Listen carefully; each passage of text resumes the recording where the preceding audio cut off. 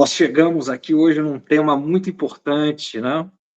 Nós vamos falar hoje sobre a guerra na Ucrânia e o desfecho da guerra da Ucrânia, a vitória russa na guerra da Ucrânia, como se desenha. Trump ficou defendendo isso durante toda a campanha, durante todas as eleições, e agora, vejam só, ele está cumprindo, não é isso? Quais as implicações disso? Quais os efeitos disso? O fim da linha para o amigo de Luciano Huck, né? O fim da linha para Zelensky, o ditador, segundo Donald Trump. O ditador Zelensky, que de fato, né, tem 4% de aprovação só e não foi eleito nas últimas eleições, tá certo? Vamos falar de tudo isso aqui, né? Como fica a Rússia, como fica Putin, como fica os demais peões do tabuleiro global, né? A China de Xi Jinping, a Europa, a Alemanha, a França, né? Vamos ver a OTAN, como é que se movimenta nesse tabuleiro. Veja, o título do programa é A Guerra na Ucrânia, uma guerra hegemônica. Né? O fim da guerra na Ucrânia, 2 pontos. Uma guerra hegemônica.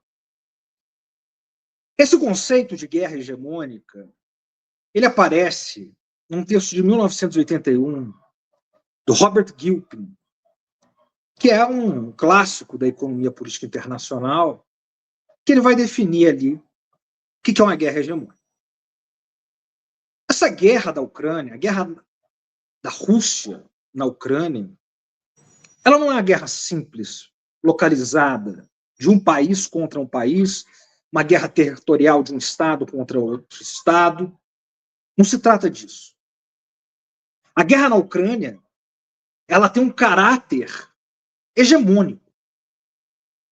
Ela mexe com as placas tectônicas de disputas do poder global, da reconfiguração do poder global, para usar o termo aqui da professora Cristina Pessequiro, que esteve conosco aqui há 2 semanas atrás, 2 semanas atrás. A reconfiguração do poder global. O livro dela. É uma guerra de uma magnitude estrutural, que abala a ordem internacional estabelecida depois da Segunda Guerra Mundial, a chamada Ordem Internacional Liberal, que saiu vitoriosa na Segunda Guerra Mundial, mas ainda possuía um caráter bipolar. Porque, do lado de todo o otanistão, né, da anglosfera, como se chama, do ocidente coletivo, que é o ocidente que pega não só o eixo ocidental, Estados Unidos e Europa, Canadá, mas pega partes da Ásia, pega o Japão, pega Austrália, né? Enfim, Coreia do Sul, Nova Zelândia, Finlândia, enfim, e a periferia ocidental do capitalismo, a América Latina, a África. Isso tudo está englobado na ordem liberal vencedora no pós-guerra, depois da Segunda Guerra Mundial. Depois da Segunda Guerra Mundial, houve 3 séries de acordos em Potsdam, São Francisco e Yalta, a mais importante delas foi Yalta, em que os vencedores da Segunda Guerra Mundial se assentaram à mesa para dividir o mundo, como que quase que numa partida de war. Vocês já devem ter visto essa foto, é uma foto clássica. Está lá Franklin Delano Roosevelt, Churchill e Joseph Stalin. O Churchill está ali mais por consideração. Né? Quem dá as cartas ali mesmo é Roosevelt e Stalin. E mais ou menos eles decidem ali que 2/3 do mundo ficaria sob os auspícios dessa ordem liberal, chamada de Ordem Internacional Liberal. E 1/3 do mundo ia ficar sob a égide do Exército Vermelho e do mundo socialista.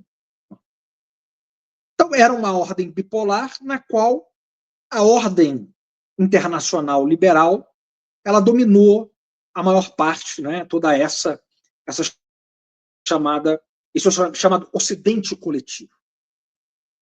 Com a vitória na Guerra Fria, em 89, 91, a queda do Muro de Berlim, o desmantelamento da União Soviética, a ordem internacional liberal, ela se expandiu por todo o sistema, com raras exceções. A China, o Irã, Coreia do Norte, Cuba. Mas foi a primeira vez em que os Estados Unidos ficaram diante, e o mundo também, de um poder global, para usar o termo do Fiore, José Luiz Fiore, no último livro dele, que se chama O Poder Global. Então, é a ordem internacional liberal expandida ao seu limite, e aí nós temos a década de 90, que é a Pax Americana. É o que o Francis Fukuyama chamou de o fim da história. O Joseph Nye vai dizer, desde Roma Antiga, nunca uma nação se elevou tão acima das outras. E parecia ali, né, que caminhava-se para o segundo século americano. O século XX foi um século americano, os estadunidenses diziam, o século XXI será mais um século americano, será um novo século americano, será o segundo século americano. E no século XXI tudo mudou. Começa mudando com os ataques de 11 de setembro, mas sobretudo pela reação aos ataques de setembro. E aí, surpreendentemente, quem agride as estruturas da ordem internacional que eles mesmos fundaram e que eles mesmos guardavam é o próprio Estado hegemônico. São os Estados Unidos. E aí o John Mearsheimer, que é um dos últimos analistas norte-americanos com alguma lucidez que sobraram, muito atuante ainda, com textos e falas muito importantes, ele vai dizer, a ordem, ela começa a ruir, ela rui, quando o próprio hegemon que fundou essa ordem ataca os seus fundamentos, ataca as suas estruturas. E é isso que a doutrina Bush faz. Em 2003, com a invasão no Iraque, contra o Conselho de Segurança das Nações Unidas, contra 3 votos, tá certo? Naquele momento, China, a Rússia de Putin já, e a própria França, que é uma aliada dos Estados Unidos, obviamente, coparticipante da ordem internacional liberal, vetam os ataques dos Estados Unidos no Iraque, a guerra do Iraque, de 2003. Só, obviamente, a Inglaterra, sempre a Inglaterra, a ex-metrópole, que se tornou um Estado quase colonial dos Estados Unidos, em termos de política externa, né? Um vassalo americano, e o Tony Blair, na época, que conduzia a Inglaterra, foram favoráveis. Então, ali é uma primeira ruptura. E depois, quando Trump é eleito em 2017, isso se torna sistemático. Os próprios Estados Unidos vão sistematicamente atacando violentamente a ordem. Trump sai do Acordo de Paris, os ataques sistemáticos à OMC, à própria ONU. Os Estados Unidos abandonam o Conselho de Direitos Humanos da ONU. Ele vai atacar a própria OTAN, que é o braço militar firmado pós-45 dos Estados Unidos e dos seus aliados europeus. Vai atacar tudo. Só vai sobrar o que ele preserva ali dos ataques é o estamento financeiro da ordem mundial, que é o Fundo Monetário Internacional e o Banco Mundial, em essência. Ele não poupa nada, não poupa nenhuma instituição, que são as instituições que fundamentaram a ordem euro-americana, a ordem americana, da hegemonia americana, do poder americano. O poder americano se fundamenta nessa ordem liberal, que através dela ele exerce a sua hegemonia, que está fundada, obviamente, no poder militar, incontrastável, até então, e no poder do dólar como moeda padrão, a hegemonia do dólar. Mas essa dominação é manifestada pela construção da ordem liberal, que depois, né, mais tarde, os Estados Unidos vão chamar de ordem mundial, ordem internacional baseada em regras. Sullivan usa muito isso, o Blinken, Biden, todo esse pessoal. Bom, aí nós chegamos em 22. Uma semana antes e eu já estou encerrando aqui, uma semana antes dos ataques na Ucrânia, da invasão russa na Ucrânia, Putin e Xi Jinping, o Putin vai a Pequim, é a abertura das Olimpíadas de Inverno em Pequim, na China, e o Putin e o Xi declaram conjuntamente uma aliança, uma parceria estratégica, é chamada assim, uma parceria estratégica sem limites. Sem limites. Nessa parceria estratégica, no documento, está lá no documento, eles declaram uma nova ordem internacional. Eles contestam a ordem internacional liberal baseada em regras. Eles contestam o expansionismo infinito da OTAN sobre o leste europeu. Eles contestam as alianças norte-americanas na região do Indo-Pacífico, a AUKUS, a aliança entre Austrália, Japão, China e Estados Unidos, que estão ali para cercar o Mar do Sul da China, para fazer a contenção chinesa marítima da China. Eles vão contestar tudo isso. O Quad, o chamado Quad, que é a aliança quadriliteral, né? Quadrado, né? Que são esses 4 países que eu disse. Né? E o AUKUS é Austrália, Reino Unido, né? e Estados Unidos. Então eles vão contestar. Vão dizer, olha, isso aqui acabou. Tem uma nova ordem policêntrica, eles chamam assim, e multilateral.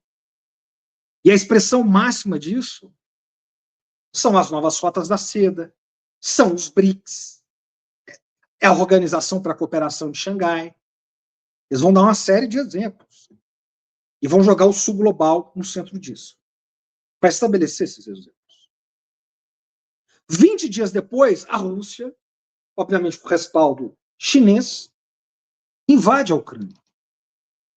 E é a primeira vez, nos últimos 30 anos, desde a vitória da ordem internacional liberal, baseada em regras, lá na Guerra Fria, desde 91, é a primeira vez em 30 anos, em 22, que a Rússia, apoiada pela China, vai colocar os Estados Unidos e os europeus, seus aliados europeus e a OTAN, na defensiva.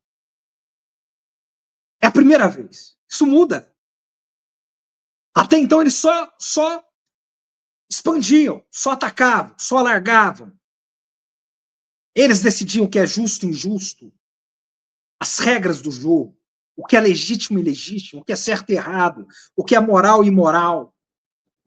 O que a Rússia faz, apoiado com a China, 20 dias depois de declararem uma amizade sem limites, é dizer pela força e pelas armas que aquela ordem internacional acabou e colocar a hegemonia euro-americana de 30 anos do Guerra Fria, da pós-Guerra Fria, e de 100 anos, quase 100 anos, da Segunda Guerra Mundial, na defensiva. E se você quiser, de 300 anos de fundação do sistema interestatal capitalista. Não é pouca coisa. E 3 anos depois, a Rússia e a China vão sair vencedoras dessa guerra, que é uma guerra de caráter hegemônico, que não diz só respeito a vencer territórios na Ucrânia, mas se diz respeito a quem vai legislar as regras e as normas e as leis, a legitimidade e as regras do jogo da próxima ordem internacional que está sendo disputada agora, com o colapso dessa ordem pós-Guerra Fria e pós-Segunda Guerra Mundial. É sobre isso que nós vamos falar hoje, André.